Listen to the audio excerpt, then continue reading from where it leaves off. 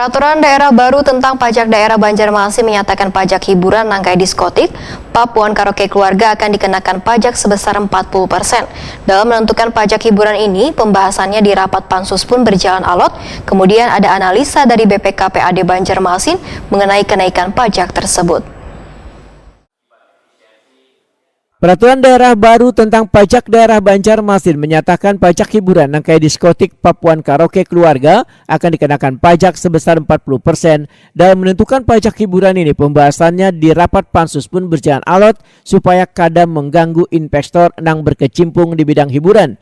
Kemudian ada analisa dari BPKPAD Banjarmasin mengenai kenaikan pajak tersebut. Akhirnya Dewan pun mengakomodir penyesuaian pajak hiburan menjadi 40%. Demikian dipadahkan Ketua DPRD Banjarmasin Hari Wijaya, Takuni Prima TV usai rapat paripurna dengan agenda tutup masa sidang tahun 2022 wan buka masa sidang pertama tahun 2023. Rapat paripurna persetujuan bersama penetapan Perda tentang pajak daerah serta rapat paripurna internal pembentukan Pokja Tatip DPRD Banjarmasin di ruang rapat paripurna Gedung DPRD Banjarmasin Canabung Mangkurat Banjarmasin Tengah jelang tengah hari Senin 2 Januari 2023. Kami atas nama wakil rakyat pun itu mempertimbangkan nantinya apa sih menurut para pengusaha terhadap tingginya pajak hiburan yang ditetapkan oleh pemerintah Kota Banjarmasin. Masalahnya sampai ke happy party itu gitu ya. Karaoke keluarga kena juga 40. Ya, karaoke keluarga kan, tetapi kan kita akan melaksanakan evaluasi dulu pada saat mereka realisasi, karena terhadap realisasi itu akan menjadi salah satu pertimbangan kami juga nantinya untuk PAD-nya.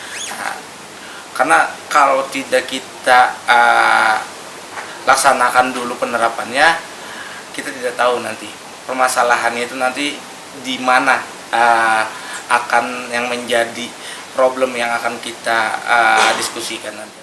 Terkait dengan dampak yang ditimbulkan dengan adanya kenaikan pajak hiburan yang akan bisa mengurangi pengunjung, politisi Partai Amanat Nasional ini menegaskan karena sebelum peraturan daerah ini diterapkan, maka masih belum bisa mengetahui berkurang atau bertambahnya pengunjung.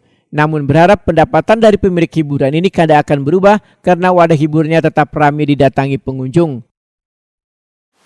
Kalau dari sudut pandang kami kada bisa memberikan analisa seperti itu, karena kalau asumsi dari Badan Keuangan itu para pengusaha itu membantu kita untuk menarik pajak, yang mana kalau bicara penghasilan kita berharap income mereka kada berubah, tapi kan kita kada tahu kena pada saat penerapan apakah ada kemungkinan nantinya tarif hiburan malam itu akan naik karena pajak itu pemungutannya persentasinya naik, itu akan berdampak atau tidak.